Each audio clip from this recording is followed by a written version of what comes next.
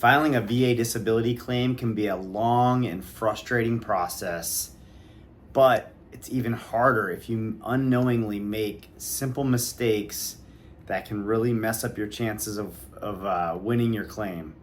A lot of veterans simply miss out on these benefits or benefits that matter to them that they earned just because of avoidable errors.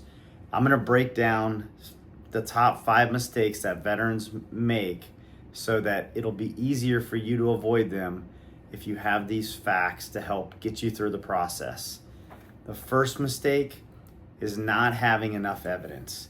There's 2 different types of evidence that you need to have for your VA disability claim, or could have. The first one, and probably the most important one, is medical evidence. Medical evidence is crucial to VA disability claims. And there's also lay or supporting evidence that's not medical in nature. The VA is gonna need clear proof that, number one, that you have a diagnosis and a current diagnosis, and that your current condition is connected to your military service. So you can't just submit a claim without having some sort of evidence to show that, something tangible that a VA rater can use to make a decision on your claim.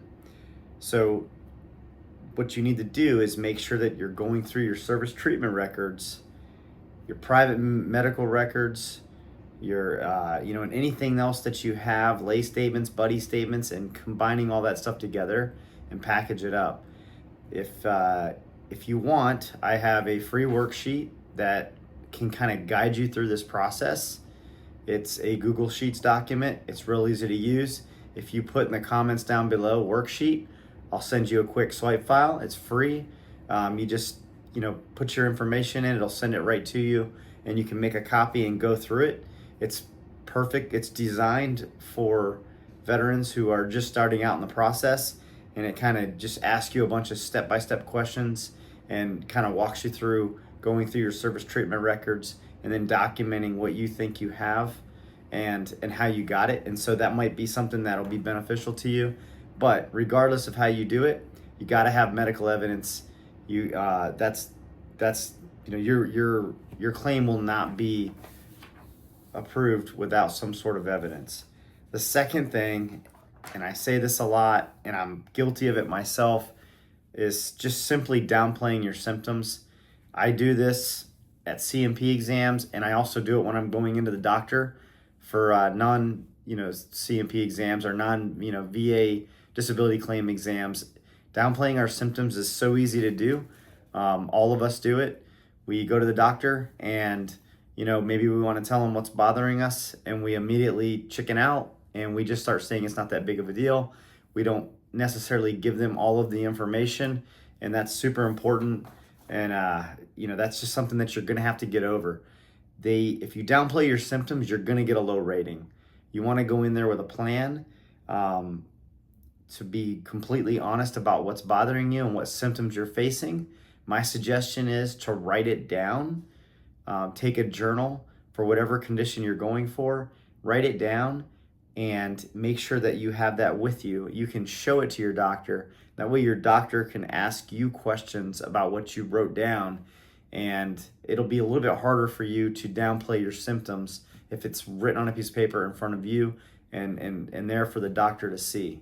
So downplaying symptoms, I know I'm preaching to the choir here, but you got to make sure, vets, that you're not making it better than what it really is, because that will negatively impact you on the rating that you get.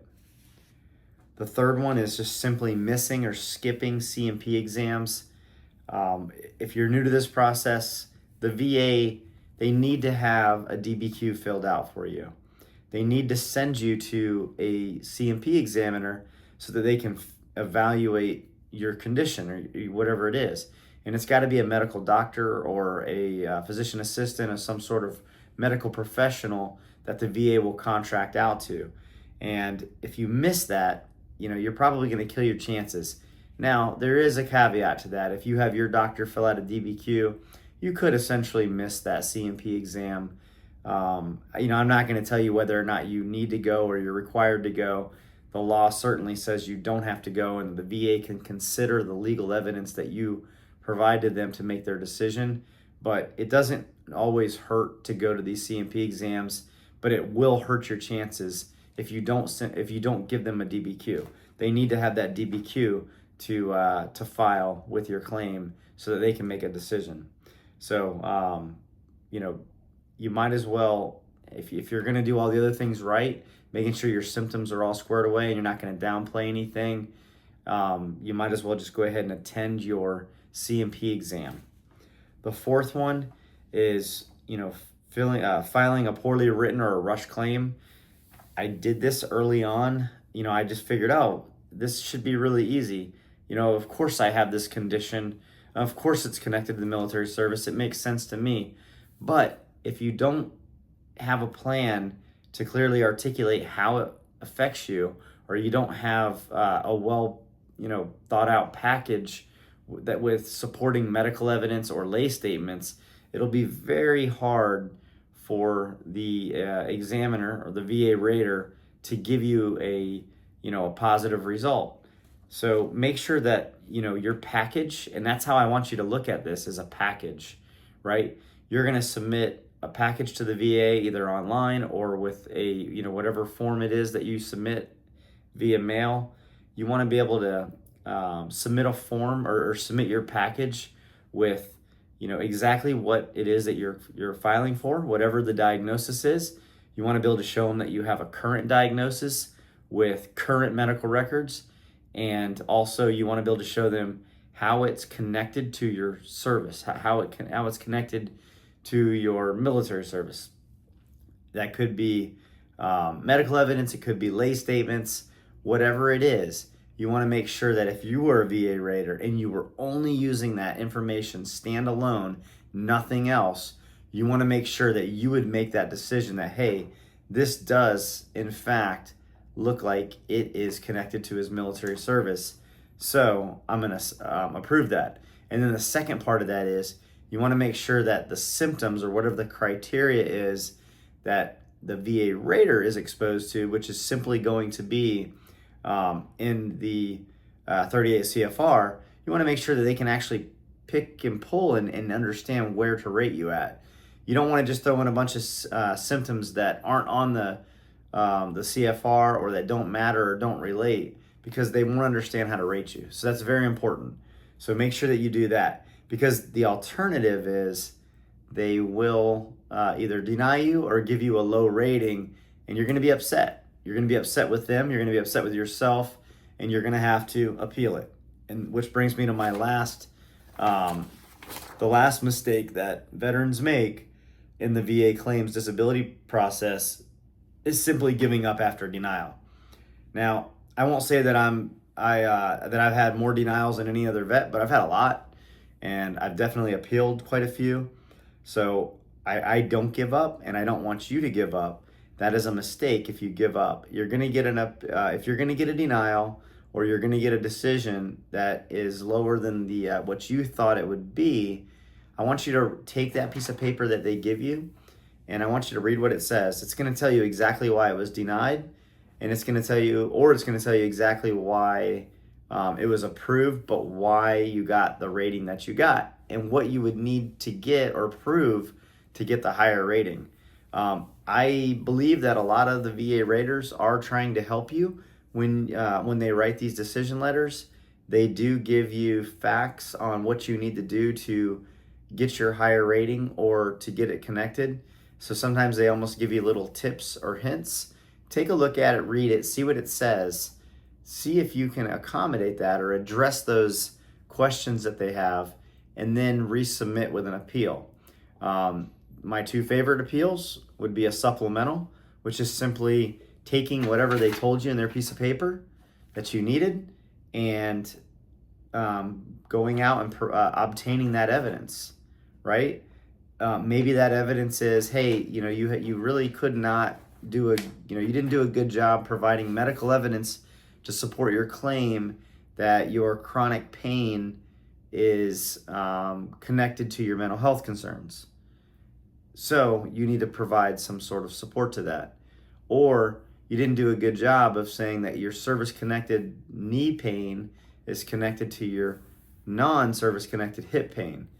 In that case, you're going out to do a DBQ, or maybe you're going to get a nexus letter written for you by a doctor, maybe your doctor. Maybe you're going to use one of the doctors that's on my website, a free website that you can go check out, and it's got a list of doctors that will write nexus letters for veterans after evaluating their conditions and trying to help them. That's free for you to check out. So, check out the link below. Go to my website, look for that directory, and reach out to some of those doctors. They will charge you if you decide to go with them, but I won't. That service is on there for free for you to check out, so please do that. But at the end of the day, don't give up after denial. Read what it says and address those and figure it out. If you're one of those people that don't like to deal with this stuff and you get a little hot-headed or stressed out, go get a VSO to help hold your hand and walk you through this. Talk to your spouse, talk to another veteran, make them hold you accountable. I don't want you giving up after denial. Folks, these are 5 of the errors that a lot of veterans make when they're in this process. I hope this video helps you out. If it did, if you like this content, please hit the like button, subscribe. I've been in this VA process for quite a while. I learned a few things. I created this channel and my website simply to help vets. I'm not charging you anything. I want to see more vets become educated on this process and just simply get the ratings in the disabilities service connected that they deserve. So please hit the subscribe button so you can get more information coming your way from my channel.